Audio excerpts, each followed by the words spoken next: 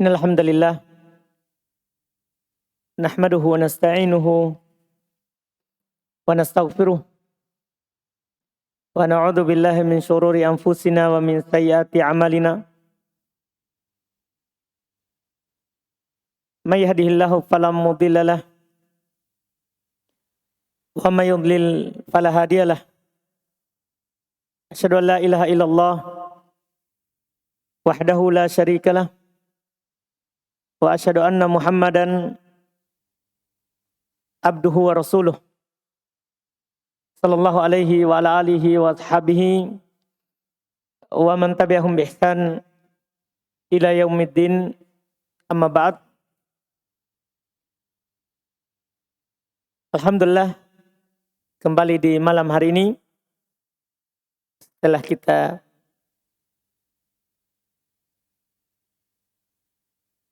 libur dan meliburkan bacaan kita terhadap kitab Matan Abi Syuja fil Fiqh Syafi'i, fikih praktis dalam madhab Imam Asy-Syafi'i rahimahullah. Karena kita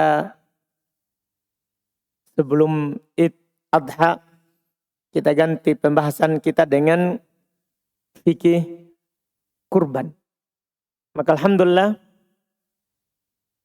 atas nikmat dari Allah Subhanahu wa taala di malam hari ini kembali kita lanjutkan. Tentunya kita masih di pembahasan Kitabus Shalah, kitab salat. Dan kita sudah banyak sekali pembahasan yang kita ambil di pembahasan Kitabus Shalah. Di malam hari ini kita masuk di fasal yang beliau sebutkan terkait dengan sholatul musafirin. Sholatnya musafir dan yang terkait dengan masalah safar. Di pembahasan ini insyaAllah karena ini pembahasan safar satu kali lewat dan kita akan mungkin melewatinya kalau kita ganti kitab. Maka di kesempatan pembahasan safar ini kita mumpung lewat, kita akan sebutkan yang kita mampu yang terkait dengan safar. Bukan hanya seputar solatnya. Tapi kita akan sebutkan apa makna safar. Apa hukum qasar dalam safar. Dan hal-hal yang terkait dengannya insyaallah ta'ala. Karena seperti yang saya bilang tadi, kalau kita lewati sekarang, maka lama lagi baru kita akan lewat. Itu pun kalau kita ganti kitab, baru lewati fikih safar. Maka kita manfaatkan kesempatan untuk membahas seputar safar, mumpung disebutkan. Kita baca dulu apa yang diucapkan oleh penulis, baru kita akan sebutkan satu persatu masalah yang disebutkan oleh ulama fikih terkait dengan safar. Kata beliau rahimahullahu ta'ala, faslun, pasal, wa yajuzu lil musafir qasrus salati rubaiyati bi arba'ati syara'id.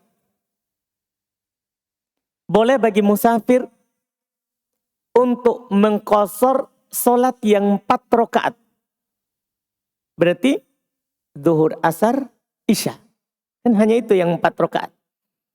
Boleh bagi musafir untuk mengqasar salat yang 4 rakaat. Bi arba'ati syara'id, dengan 4 syarat. Ayyakuna safaruhu fi ghairi ma'siyah. Harus safarnya safar taat atau mubah. bukan safar maksiat. Wa antakuna masafatuhu sittata asyara farsakhon. Jarak tempuhnya itu adalah 16 farsakh. Nanti kita akan jelaskan berapa itu. Jarak tempuhnya adalah 16 farsakh. Ini hitungan dulu, kalau sekarang kita pakai kilometer. Tapi nanti kita akan jelaskan berapa itu 16 farsakh. Insyaallah. Wa ayyakuna muaddiyan lis-shalah.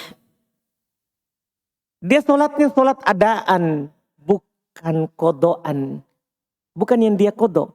Artinya kalau ada orang, dia musafir, kemudian dia ketiduran, dia terbangun saat mukim. Sholat apa dia? Apakah sholat safar atau sholat mukim? Kan ini sudah sampai. Atau sebaliknya. Atau sebaliknya. Dia lupa sholat waktu mukim. Langsung dia safar. Kan kodok jadinya. Sekarang yang harus dia lakukan sholat mukim atau sholat safar? Nah, itu pertanyaan. Akan terjawab nanti di pembahasan. Jadi harus dia adaan. Itu yang dijamak qasar. Terus wa'iyan wiyal qasra ma'al ihram. Dia niatkan qasar bersama ihram. Artinya kalau dia mau pergi haji, dia niatkan. Bisa begitu maknanya, dan bisa makna yang kedua ma'al ihram di sini maksudnya ma'a takbiratul ihram, dan itu yang cocok. Dia niatkan qasar saat takbiratul ihram. Iya, saat takbir dia niatnya jamak qasar. Iya. Nanti ada masalah, apakah boleh kita gantung saja niatnya ke imam? Maksudnya nanti kadang ada kejadian, kita masuk di masjid. Masjid ini gabung orang sholat, ada musafir, ada mukim. Bisa saja itu imamnya mukim, dan bisa saja imamnya musafir. Kita niatnya apa? Boleh nggak kita gantung niat kita ke imam? Nah, itu terkait dengan masalah ini nanti. Jadi intinya kata beliau harus ada niat saat takbiratul ihram untuk jama' atau tidak. Terus beliau katakan, wa yajuzu lil musafir ay yajma' bainadh dhuhr wal 'asr wal maghrib wal isya fi waqtin ayyihima syaa. Boleh bagi musafir untuk jama' antara zuhur, asar, kemudian maghrib, isya di waktu manapun dari dua waktu yang dia mau.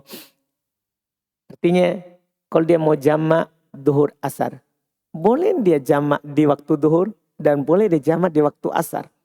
Kalau di waktu zuhur namanya nanti jama' takdim, kalau di waktu asar namanya nanti jama' apa? Takhir. Demikian pula maghrib, isya. Boleh dia jama' di maghrib, boleh dia jama' di isya. Yang mana saja dia inginkan. Ini di antara yang beliau sebutkan. Kemudian setelah itu beliau katakan wa yajuzu lil hadir fil matar ayyajma' bainahuma fi waqtil ula minhuma. Ini sebenarnya sudah bukan masalah safar. Ini sudah keluar dari pembahasan safar. Cuman beliau ikutkan karena kebetulan disinggung jama'. Apakah jama' itu hanya boleh di safar atau boleh juga di selain safar saat kita mukim? Maka beliau katakan boleh lil hadir. Boleh untuk orang yang mukim untuk menjama' sholat. Ya. Fil mator saat hujan. Saat hujan. Di waktil ula minhuma. Tapi di waktu yang pertama. Bukan di waktu yang kedua. Kalau hujan sekarang, oh enggak apa-apa kita akhirkan maghrib nanti di waktu isya. Enggak boleh. Karena bisa saja di isya berhenti hujan. Nah, ini masalah yang ini kita selesaikan dulu. Kalau ini memang dibolehkan. Boleh kita jamak sekali-sekali saat kita mukim. Tapi jamaknya bukan jamak qasar. Jamannya sempurna. Maghrib 3, Isya 4. Boleh. Ini ada dalil dari Nabi kita Muhammad SAW, dinukil oleh Ibn Abbas dalam riwayat Imam Muslim. Ini kita langsung selesaikan saja yang ini karena mudah. Karena ini beliau cuma selipkan di masalah jamak. Tidak ada hubungannya dengan safar. Beliau selipkan. Ini masalah. Boleh jamak kalau hujan. Saat mungkin. Tapi jamaknya di waktu yang pertama. Bukan di waktu kedua. Dalilnya adalah apa yang dinukil oleh Ibn Abbas dalam riwayat Imam Muslim. Beliau berkata, jama'a bil Madinah baina dhuhr wal asr wal maghrib wal isya min ghairi khaufin wala matar.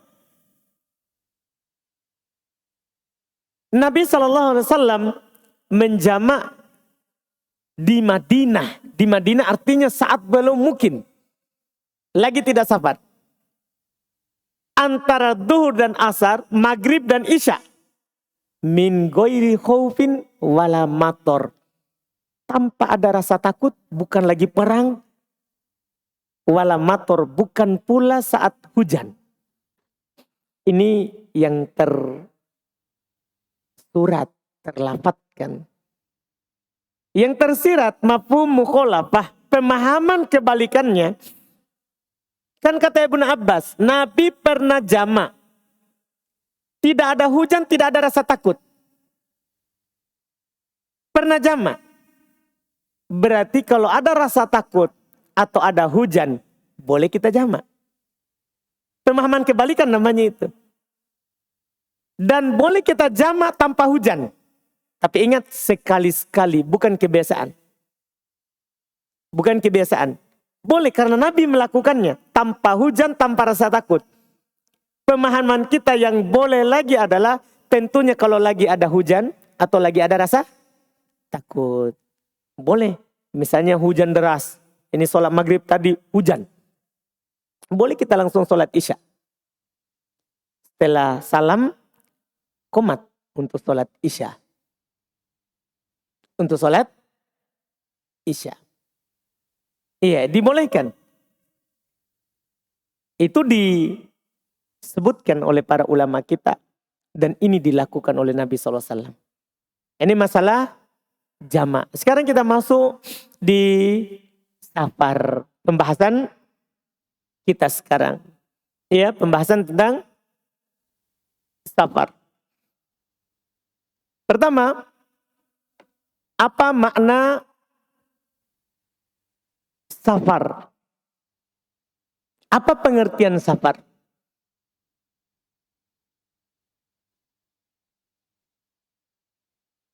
As-safar, ini kita selalu bilang safar, itu sudah bahasa Arab. Itu bahasa Arab. As-safar secara bahasa adalah qat'ul masafah.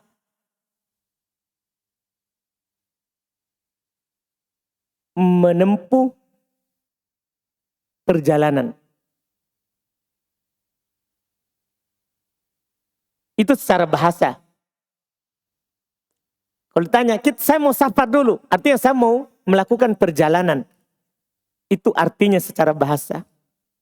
Adapun menurut istilah syar'i, menurut pengertian dan pemahaman yang disebutkan dalam lisan syariat, kalau Allah Subhanahu wa taala sebutkan safar atau Nabi SAW sebutkan safar, maka apa maksudnya? Kata para ulama fikih, dia adalah mufaraqatul mahal. Mufaraqatu mahallil iqamah biniyatid darbi fil ard. Meninggalkan tempat tinggal dengan niat melakukan perjalanan di atas permukaan bumi.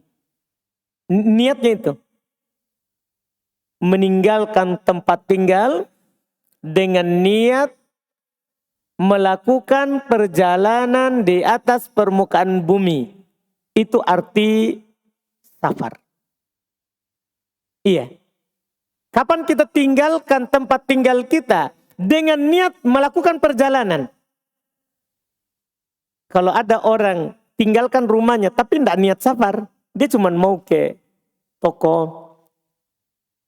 mau ke tetangganya, bukan perjalanan, maka bukan safar namanya. Ini pengertian safar.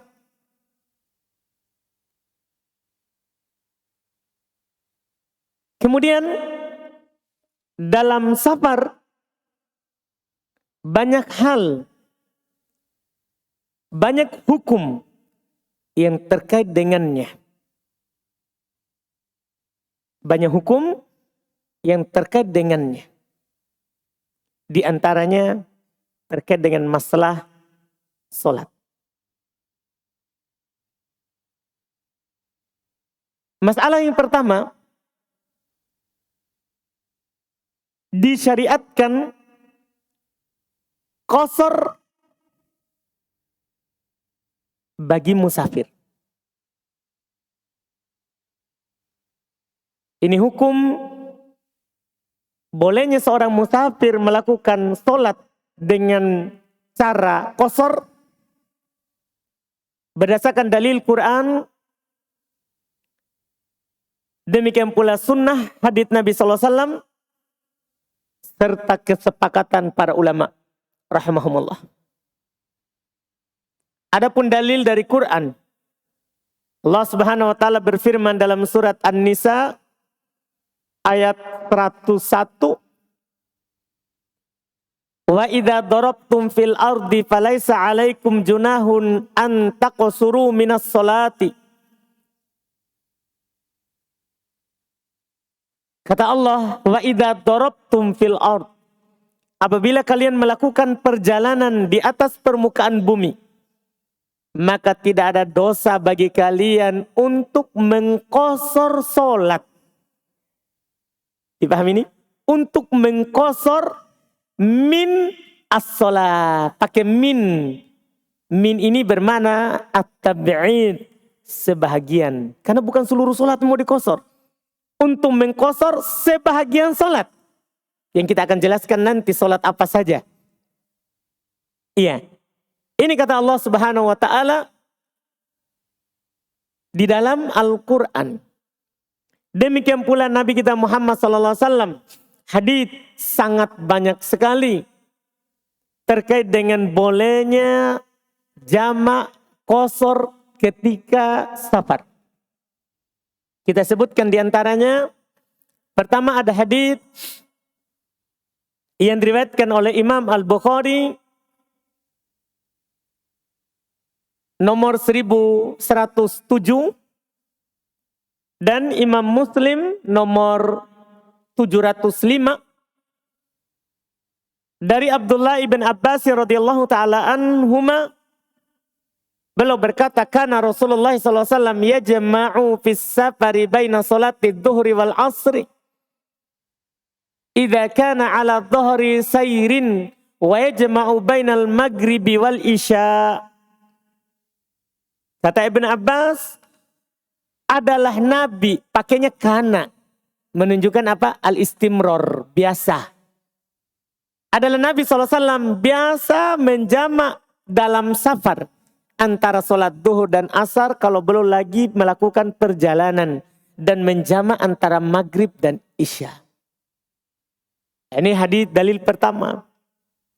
Dalil kedua ada hadis juga riwayat Imam Al-Bukhari nomor 1102 dan riwayat Imam Muslim 689 dari Abdullah ibn Umar dari Abdullah ibn Umar radhiyallahu taala anhuma, beliau berkata, sahibtu Rasulullah sallallahu alaihi wasallam fakana la yazidu fis safari ala rak'ataini wa Abu Bakar wa Umar wa Utsman kadzalik. Masyaallah.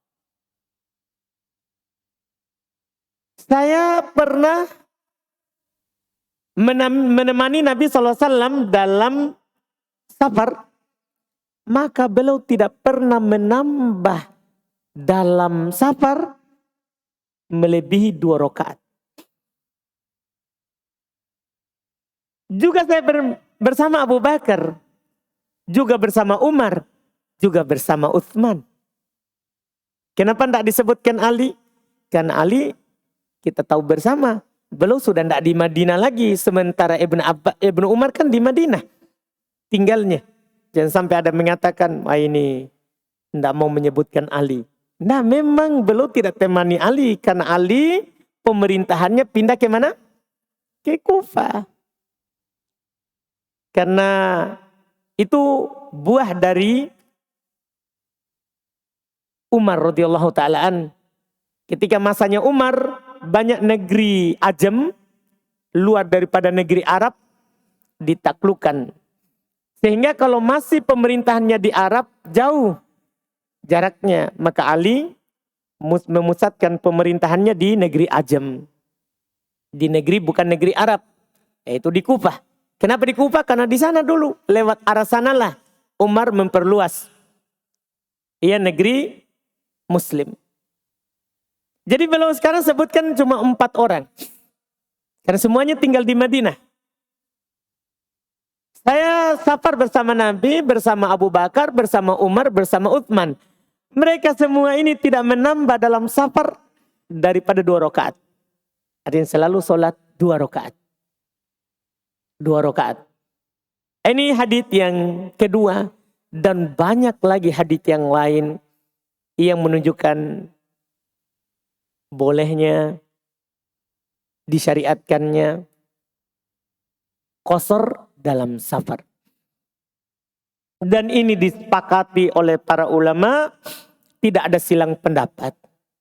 Tidak ada silang pendapat bahwa musafir disyariatkan untuknya jamak qasar. Disyariatkan untuknya jamak qasar. Dinukil kesepakatan oleh Al-Imam Ibnul Mundhir, dinukil juga oleh Al-Imam Ibnu Qudamah rahimahullahu ta'ala. Iya, Ibnul Mundhir, Imam Ibnu Qudamah, demikian pula Al-Imam An-Nawawi rahimahullahu ta'ala menukil kesepakatan akan bolehnya jamak qasar bagi musafir. Itu disyariatkan. Pembahasan berikutnya, hukumnya apa? Kan disyariatkan. Tapi ini apakah disyariatkannya wajib atau sunnah? Ini harus juga ditahu. Iya, hukum qasar ketika safar apa? Kalau ini diperselisihkan. Di antara para ulama seperti Abu Hanifah dan satu riwayat dari Imam Malik serta Imam Ahmad,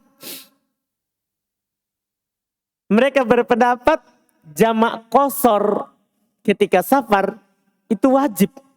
Artinya kalau kita tidak jamak qasar berdosa. Kalau kita safar. Nah, ini buah dari pendapat ini. Mereka katakan wajib. Ini pendapat Imam Abu Hanifah. Dan satu riwayat, karena punya riwayat yang lain. Satu riwayat dari Imam Malik, serta satu riwayat dari Imam Ahmad.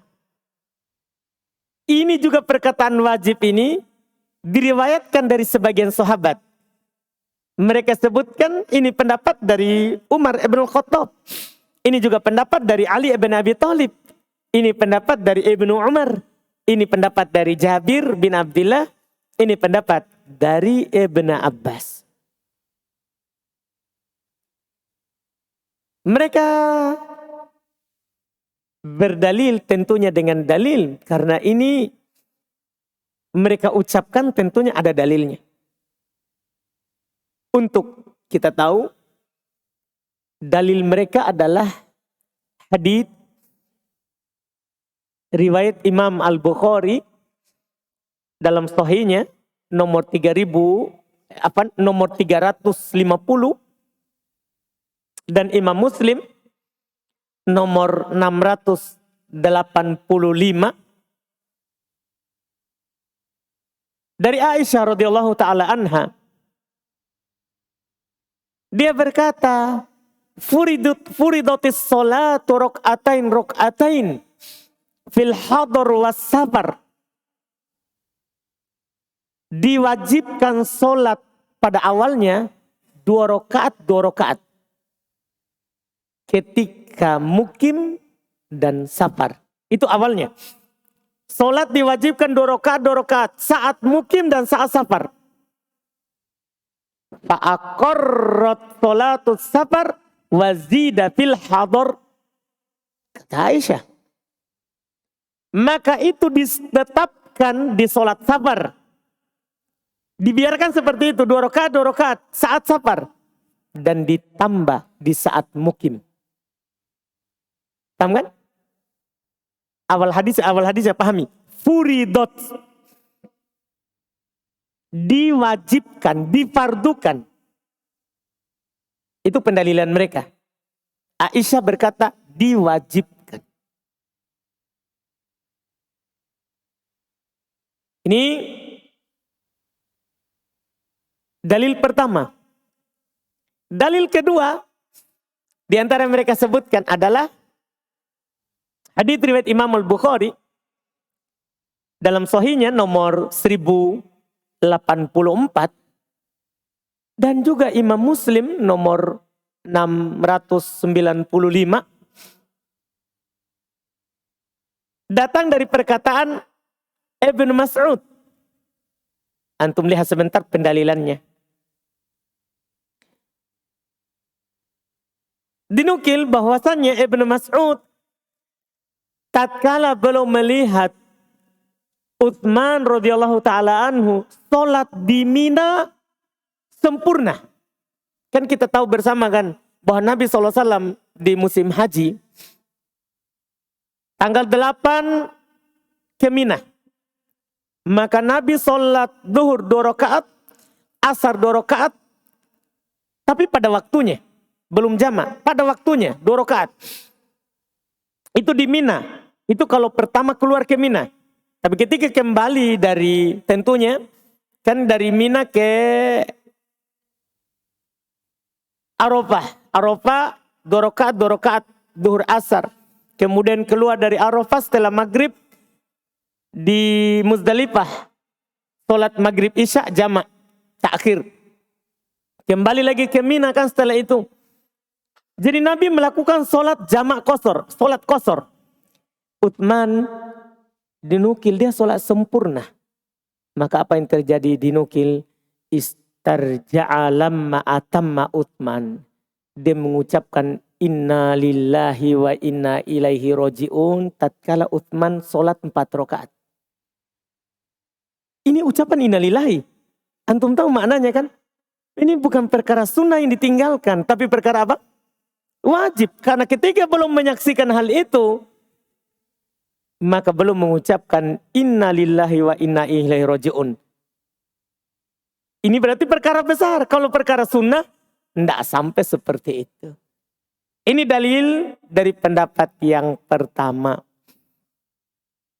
Mereka katakan wajib. Pendapat yang kedua. Mereka berpendapat jamak qasar hukumnya ketika safar boleh, bukan wajib. Saya ulangi, pendapat yang kedua, kan tadi pendapat pertama wajib.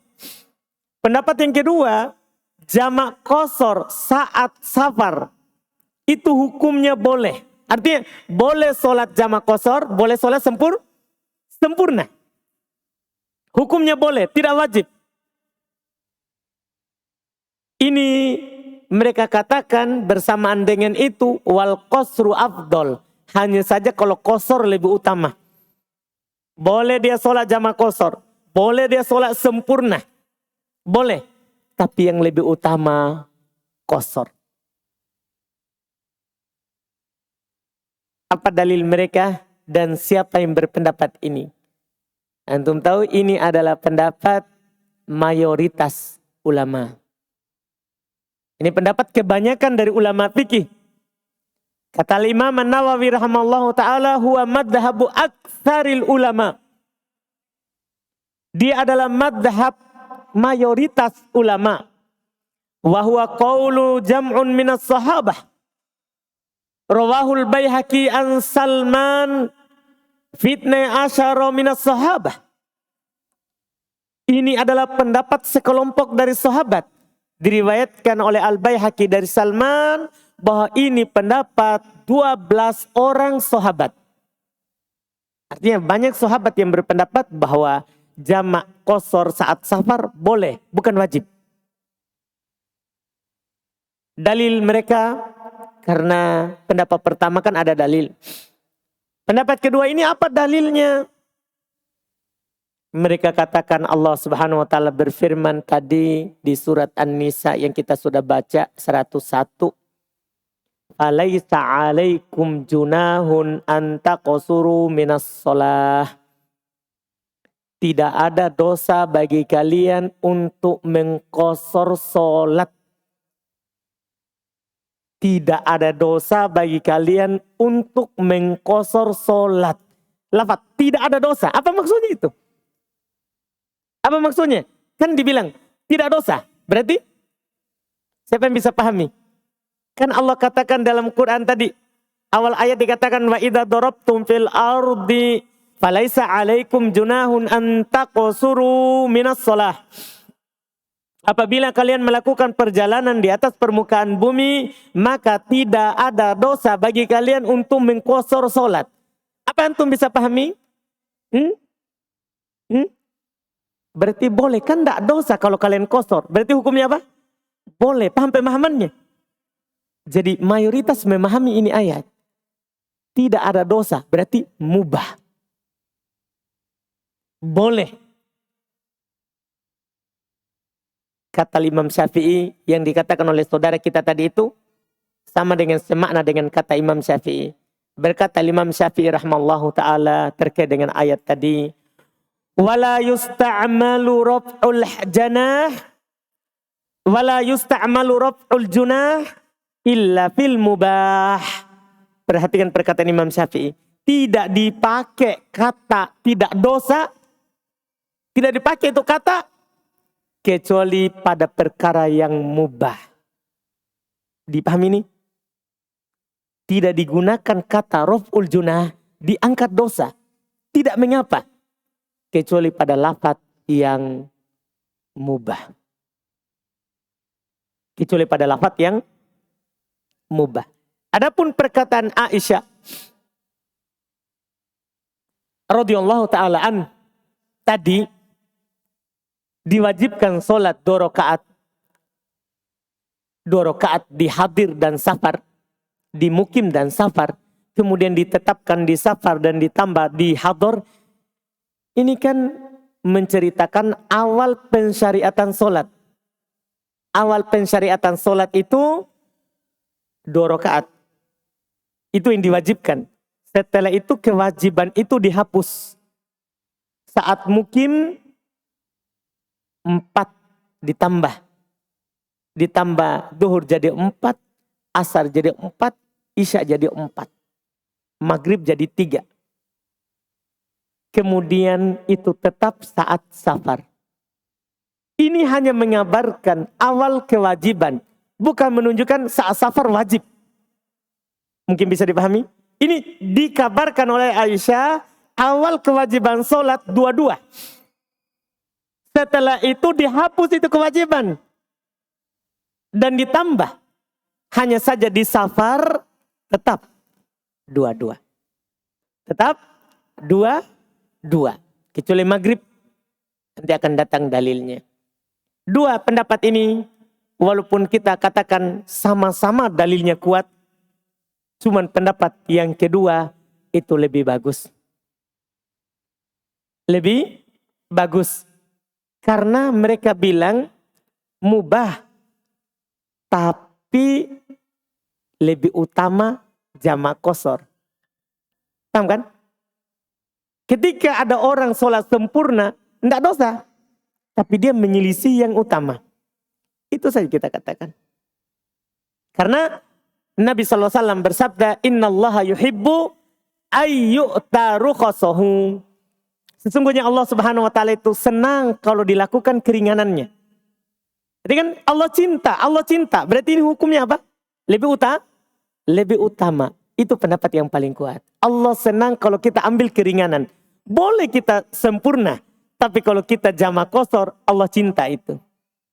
Allah suka itu. Kan tidak dikatakan wajib kalau dibilang Allah senang. Allah suka untuk dilakukan. Ini pendapat. Ini adalah pendapat yang belum sebutkan. Walaupun sekali lagi para ulama kita berselisih pendapat. Berselisih pendapat masing-masing ada dalilnya. Cuman kalau kita ambil pendapat kedua itu lebih ringan. Itu kita katakan boleh tapi lebih utama jamak qasar. Lebih utama jamak qasar.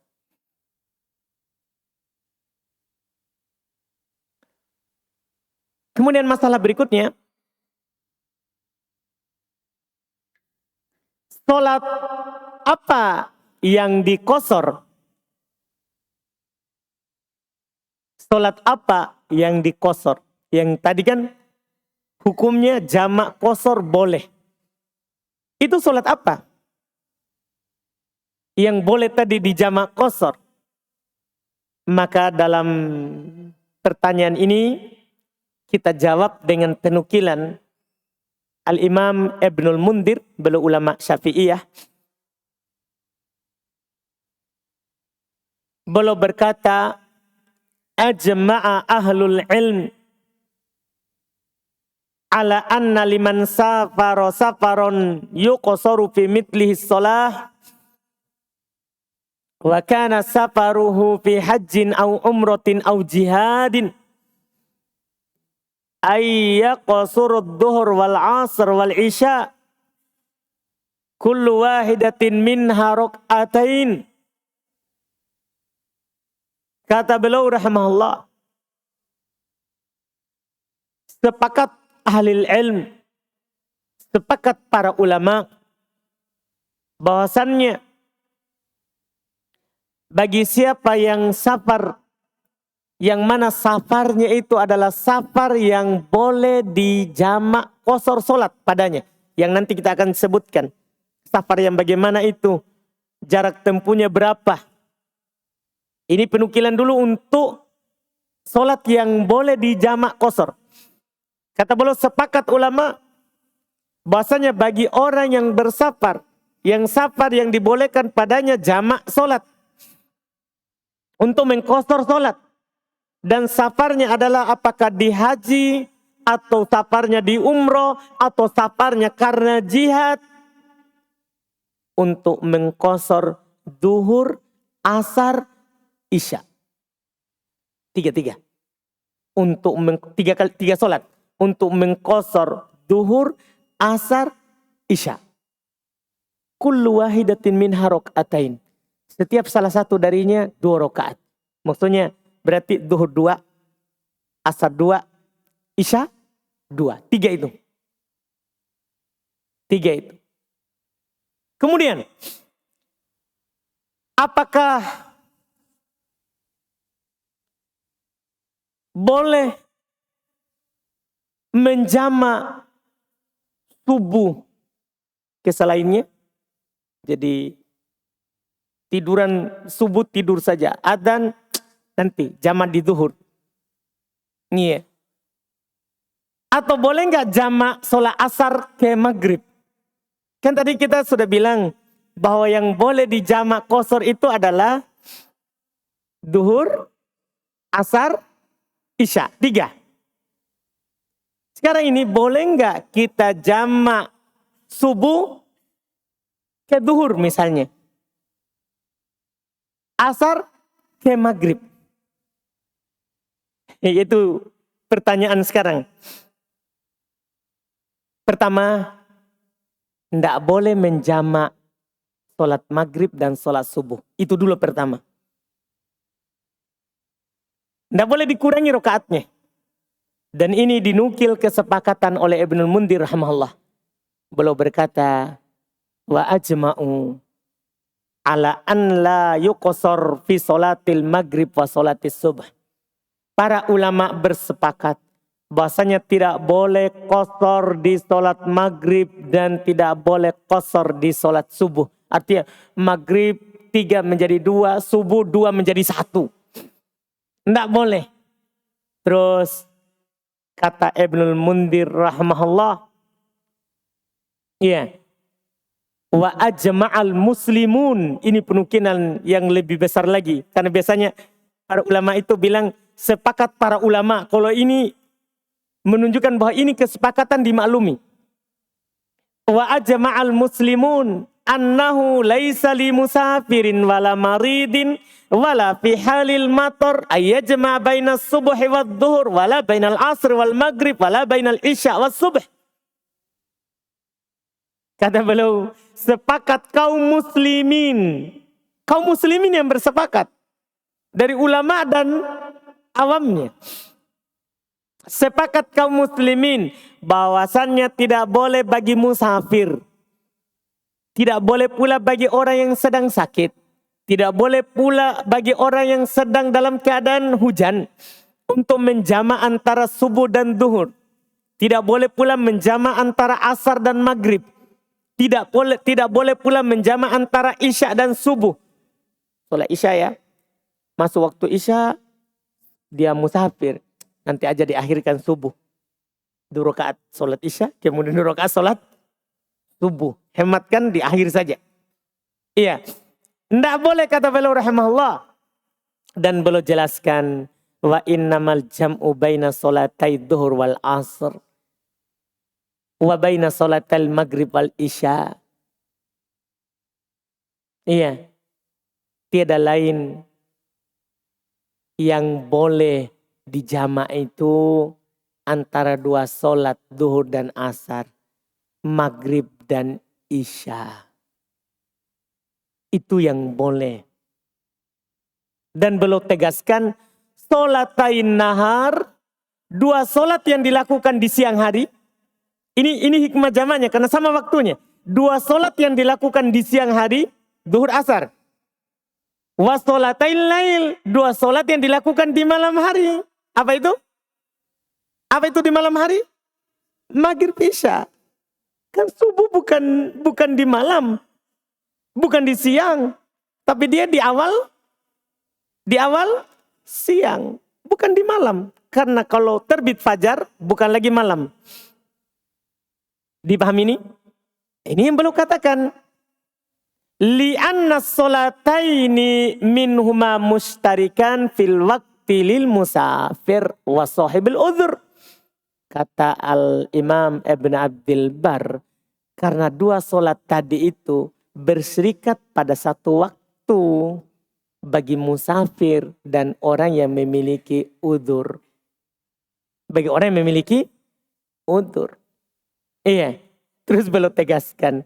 Wa ajma'u anna subha la yujma' ma' ghairiha abadan fi halin minal ahwal.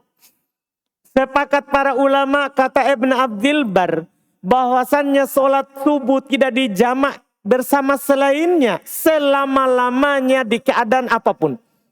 Perhatikan itu. Selama-lamanya di keadaan apapun. Antum mau safar, takut, sakit, hujan, banjir, lumpur.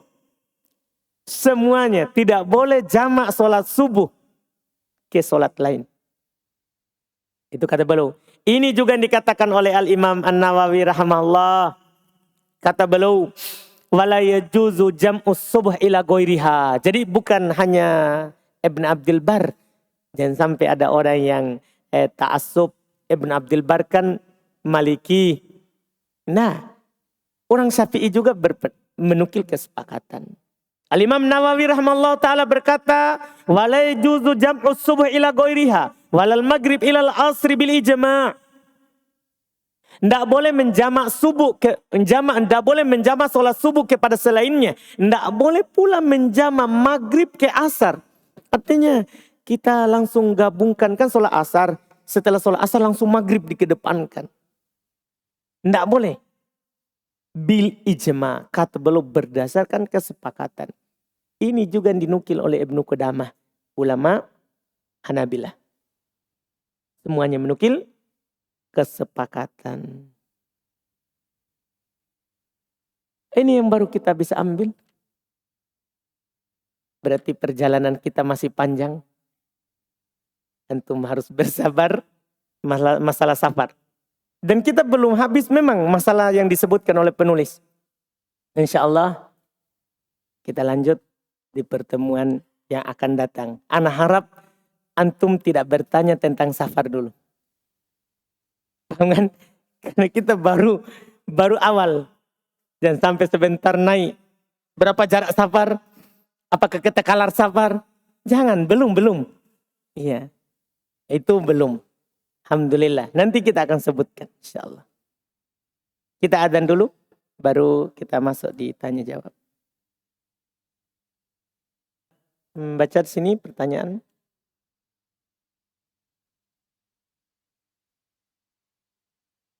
Pertanyaan pertama.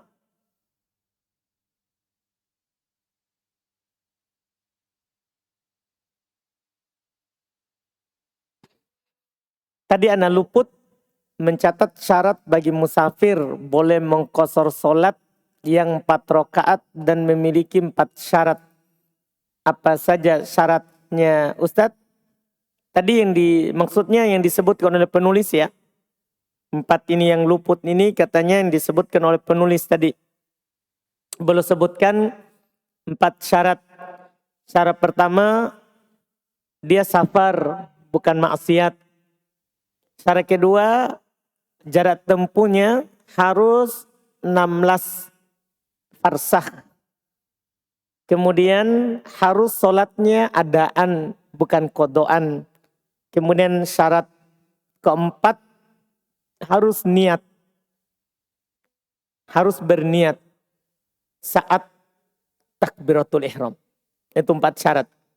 4 syarat yang disebutkan oleh penulis rahimahullahu ta'ala tadi.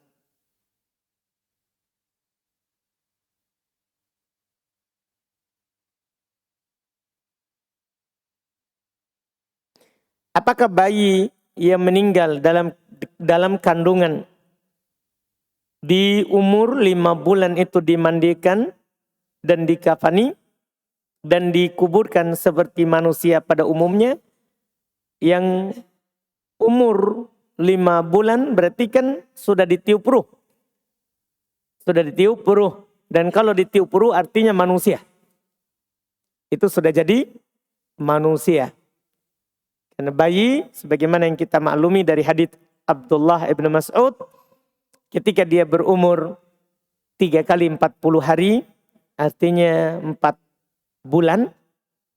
Akan datang kepadanya malaikat. Untuk meniupkan ruh kepadanya, ditulis rezekinya, ajalnya, bahagia atau sengsara. Itu kan di umur 4 bulan. Tapi 5 bulan kan sudah jadi manusia. Kalau dia jadi manusia, berarti diperlakukan seperti manusia secara umum. Diperlakukan seperti manusia secara umum. Itu hukum asalnya.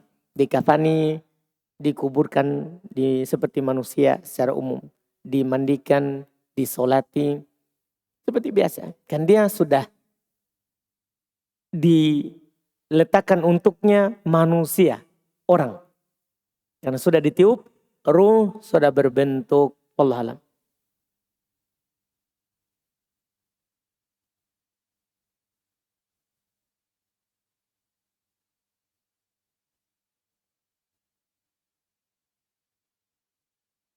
Apa hukumnya mencuci ari-ari dan dimasukkan ke kendi setelah istri melahirkan? Hukumnya tidak ada. Iya, kalau ada yang meyakini sesuatu maka itu khurafat dan tatoyur. Tidak dinukil dari Nabi SAW ari-ari itu diapakan. Tidak dinukil. Hanya ada penukilan dari Ibnu Umar. Bahasanya belum menguburnya. Tentunya dikubur supaya tidak mengganggu kaum muslimin baunya. Ya, boleh dibuang. Tidak dinukil dari Nabi SAW. boleh dibuang karena bukan manusia. Bukan manusia. Itu kan hanya ya alat yang dipakai, yang digunakan, yang menjadi sebab bayi itu mendapatkan makanan lewat itu. Maka tidak dinukil dari Nabi SAW diapakan. Ya, kalau ada keyakinan lain dalam masalah ini maka itu hanya khurafat dan tatoyur.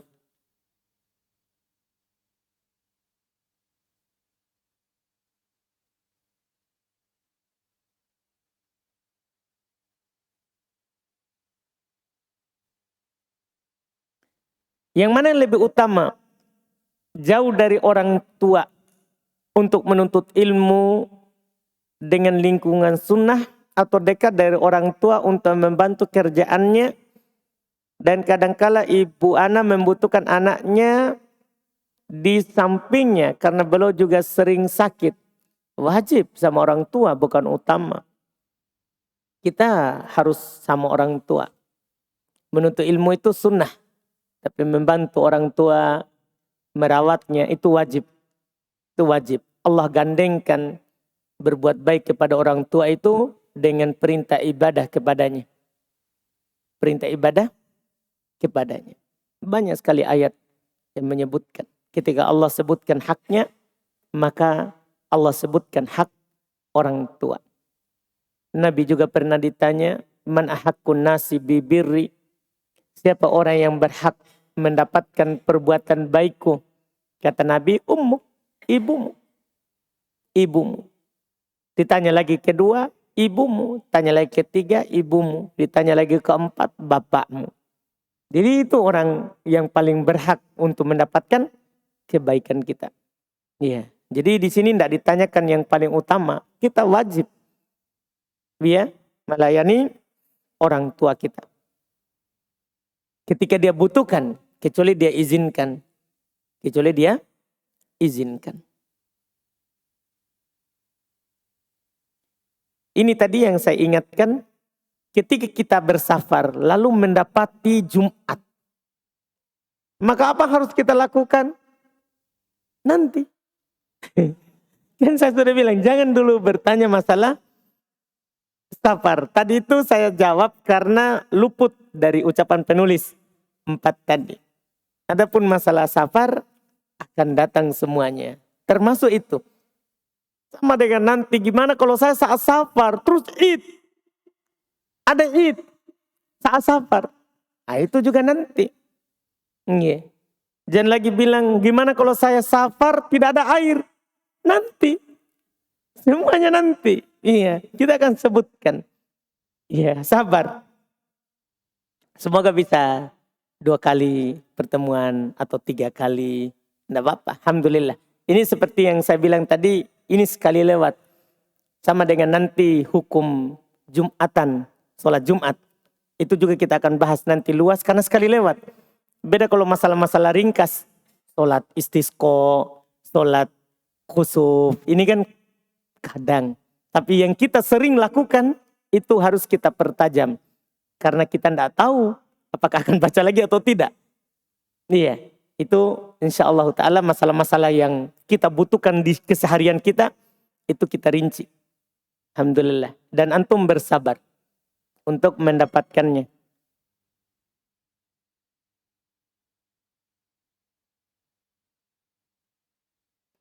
Apa Ustaz? Seorang penuntut ilmu yang bersafar dalam rangka menuntut ilmu dan dia tidak menentukan kapan dia kembali. Sama. Nih, ini kan safar nanti. Orang safar tapi dia tidak tahu kapan dia pulang. Nanti. Masuk nanti dalam menuntut ilmu, dalam bekerja dunia bahkan. Yang penting bukan maksiat. Karena maksiat diperselisihkan. Iya, nanti. Berdosakah seorang yang bermudah-mudahan memakai barang yang tidak ia ketahui pemiliknya? Misalnya seperti sandal swallow atau semisalnya dari sandal-sandal mudahan.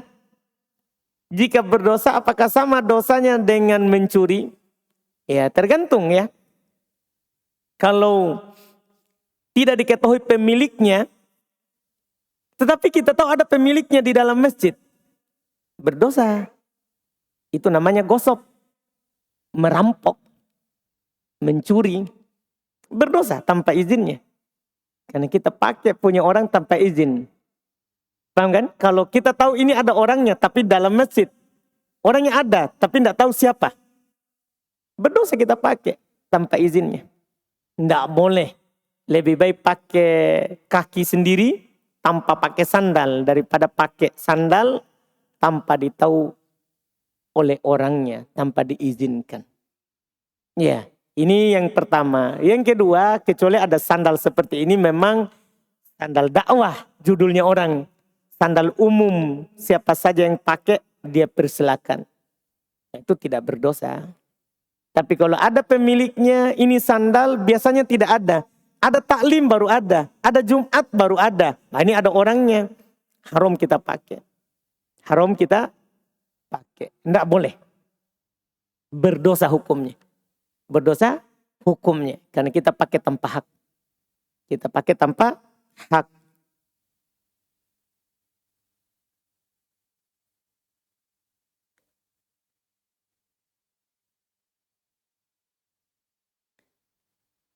Hukum ketika sholat bersuara keras. Orang yang di samping. Misalnya samping kita. Dia suaranya didengar oleh kita. Apa hukumnya? Iya. Pertama. Seorang yang sholat. Dia memang para ulama sebutkan. Kalau itu adalah sholat sirriyah. Sholat yang tidak dikeraskan bacaannya. Atau kita sholat jahariyah tapi kita sebagai makmum. Para ulama bersepakat harus dia berucap. Cuman berucapnya ini para ulama berselisih pendapat. Berucapnya ini gimana? Maka ada yang mengatakan dia perdengarkan dirinya. Ada yang mengatakan dia perdengarkan orang di sampingnya. Jadi itu perlu diperhatikan. Jangan sampai dia berpendapat itu. Dia berpendapat bahwa dia perdengarkan orang di samping. Ya, dan perlu diketahui oleh orang yang menjaharkan suaranya itu, jangan sampai dia mengganggu orang di sampingnya. Jangan sampai hanya berpendapat, oh ini pendapat madhabku. Terus dia berkeras seperti itu walaupun mengganggu tetangga. Tidak boleh menjaharkan sholat, menjaharkan suara itu sunnah. Walaupun diperselisihkan bagaimana itu kadar jahar. Menjaharkan itu sunnah. Yang paling wajib adalah menggerakkan lisan. Lisan, lidah, bibir, digerakkan. Nabi bergerak jenggotnya. Artinya itu yang paling wajib. Itu kadarnya. Kadarnya. Adapun kita jaharkan, dilihat. Kalau mengganggu tetangga, tidak boleh. Kalau mengganggu samping, membuat tashwish, membuat orang sebelah kita, tidak tahu lagi apa yang dia baca. Tadinya dia sudah waladolin, tapi kita iyyaka na'budu, akhirnya kembali lagi ke iyyaka na'budu. Kan tidak boleh begitu. Tidak boleh kita begitu. Jelas masalah merapatkan sop saja Nabi katakan lemah lembut kepada saudaranya di sampingnya. Demikian pula yang lain. Tidak boleh kita mengganggu orang. La doror wala diror. Tidak boleh membahayakan diri sendiri. Tidak boleh membahayakan orang lain. Kalau kita tidak berbahaya, tapi orang lain akan berbahaya. Tidak boleh. Tidak dibolehkan. Iya. Karena juga Nabi SAW katakan dalam hadits Anas. La yu'minu ahadukum hatta yuhibba li akhihi ma yuhibbu li nafsih. Tidaklah beriman salah seorang dari kalian sampai dia mencintai untuk saudaranya apa yang dia cintai untuk dirinya. Bagaimana dia kalau ada orang di sampingnya baca juga keras? Pasti dia tidak suka. Kan akan terganggu. Maka demikian pula saudara kita di samping. Dia tidak suka apa yang kita tidak suka. Itu semua perlu diingat dalam masalah kebersamaan. Wallahualam.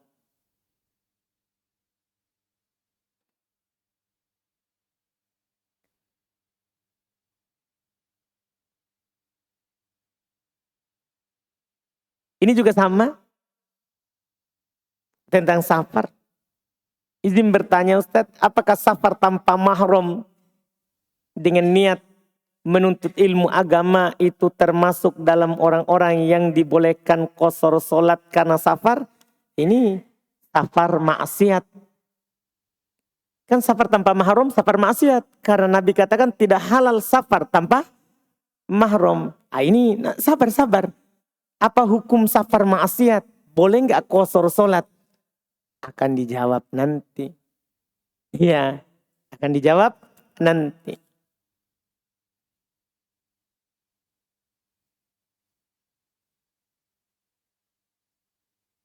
Sama juga doanya dengan ini.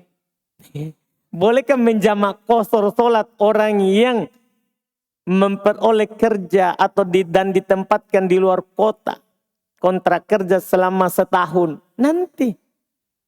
Sabar. Alhamdulillah berkurang.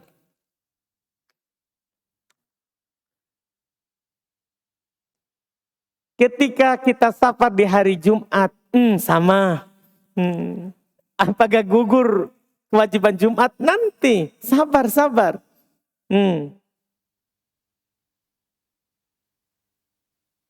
Apakah ada dalil tentang bolehnya perempuan menziarah kubur?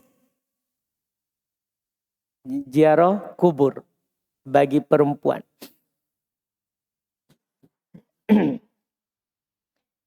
Ziarah kubur.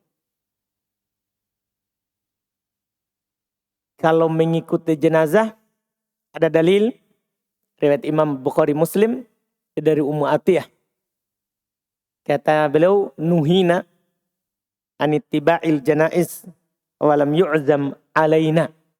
Kami dilarang untuk mengikuti jenazah, mengantar jenazah, tapi tidak ditekan larangannya. Artinya tidak diharamkan. Pelarangan tapi pelarangan yang makruh. Itu mengikuti. Kalau ziarah, para ulama berselisih pendapat. Karena ada hadits Nabi SAW katakan, la'anallah zawarat al-kubur. Allah melaknat para perempuan yang suka ziarah kubur. Cuma hadis ini diperselisihkan oleh para ulama akan sahih dan dhaifnya.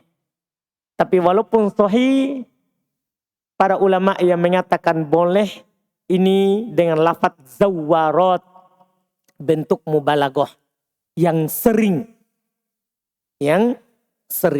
Adapun sekali-sekali boleh. Dan ada ulama juga yang berpendapat haram, seperti Syekhul Islam Ibnu Taimiyah berpendapat haram perempuan ziarah kubur. Tapi yang sahihnya dan yang benarnya boleh. Apa dalilnya? Dalil pertama, hadits riwayat Imam Al-Bukhari dan Imam Muslim, bahwa Nabi SAW pernah lewat di kuburan dan belum melihat ada seorang perempuan yang menangis di kuburan. Maka Nabi SAW melarangnya, mengingatkannya, ya, ittaqillaha wasbiri, kamu bertakwalah kepada Allah dan bersabarlah. Nabi menasihatinya, kan dia menangis di kuburan. Perempuan ini karena dia tidak kenal Nabi SAW, dia bilang, ilaika anni, pergi dariku. Kamu tidak tahu apa yang ditimpa kepada saya. Maka tatkala dia tahu bahwa itu adalah Nabi kita Muhammad SAW, dia pergi ke Nabi SAW dan minta maaf. Nabi hanya berkata kepadanya, innama sabru inda sodamatil ula. Kesabaran itu di goncangan pertama. Belum tidak bilang, kamu tidak boleh ziarah kubur. Yang belum larang, belum cuma takziah. Kamu jangan nangis. Bertakwa kepada Allah, kamu bersabar. Jadi dia ke kuburan, Nabi tidak bilang, kamu tidak boleh ziarah kubur. Dalil kedua, Nabi SAW pernah keluar di siang panas. Belum pergi ke kuburan baki ziarah kubur. Dan Aisyah mengikutinya. Kemana Nabi SAW? Aisyah radhiyallahu ta'ala anha mengikutinya. Dan tidak dinukil bahwa Nabi melarangnya. Terus juga Aisyah pernah bertanya, kalau saya ziarah kubur, apa yang saya ucapkan? Kan dia bertanya. Nabi tidak bilang, Nabi malah mengajarkannya doa ziarah kubur. Assalamualaikum ya ahlad diyar. Iya. Jadi Nabi malah ajarkan kepadanya doa ziarah kubur. Nabi tidak bilang, nggak usah kamu tahu. Kan tidak boleh ziarah kubur kalau perempuan. Ini semua menunjukkan apa? Boleh. Dan itu pendapat yang kuat. Itu pendapat yang kuat. Boleh. Walaupun jangan diseringkan. Jangan diseringkan.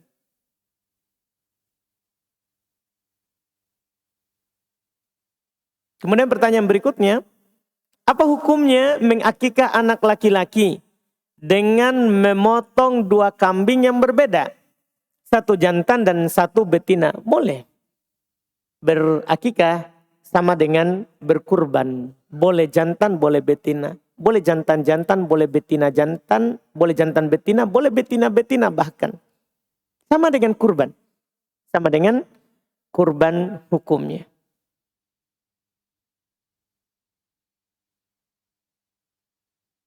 Baik. Ini utang ditagih.